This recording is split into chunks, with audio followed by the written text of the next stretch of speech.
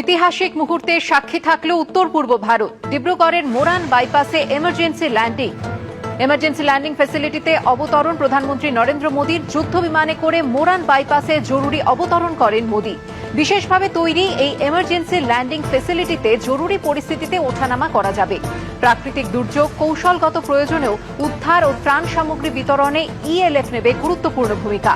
সর্বোচ্চ 40 টন ওজনের যুদ্ধ বিমান ও সর্বোচ্চ 74 টনের পরিবহন বিমান থেকে নামানো যাবে এখানে। এদিন ডিব্রুগড়ে প্রধানমন্ত্রীকে স্বাগত জানান অসমের মুখ্যমন্ত্রী হিমন্ত বিশ্ব শর্মা। হাজির ছিলেন কেন্দ্রীয় মন্ত্রী সর্বানন্দ সোনোয়াল। অসম জুড়ে প্রায় 5,000 কোটিরও বেশি টাকার একাধিক প্রকল্পের উদ্বোধন ও শিলান্যাস করেন প্রধানমন্ত্রী নরেন্দ্র মোদী।